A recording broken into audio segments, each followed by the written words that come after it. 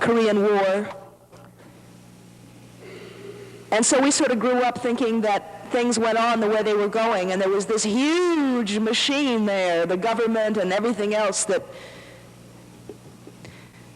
seemed to be monolithic and impossible to change or affect in any kind of way. And I left the United States and I lived in France for 7 years, and while I was there during the beginning of the civil rights movement here and the beginning of the peace movement, and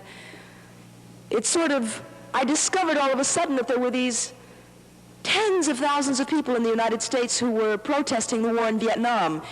And that forced me to examine the war.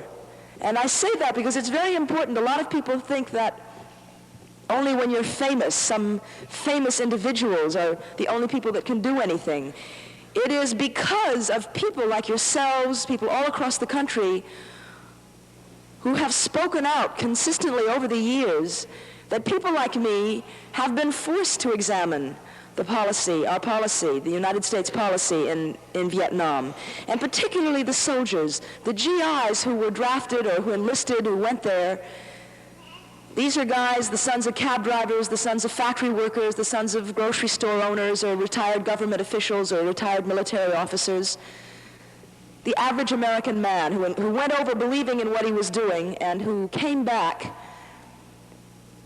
a very changed person. And it was in contact with these men that I began to rethink thoughts about Vietnam. It was they who told me that the Vietnamese are not our enemy.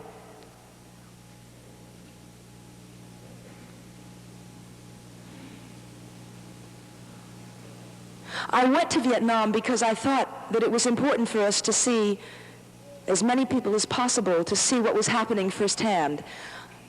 I know that we're not being told the truth.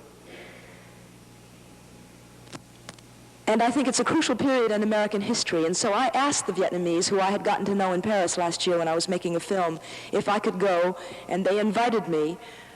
I was invited by the Film Association of North Vietnam and the Committee of Solidarity with the American People.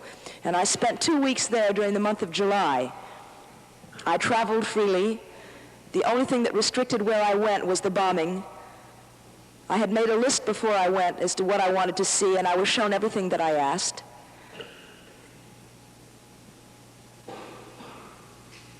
And I would like to try to communicate to you some of the things that I learned.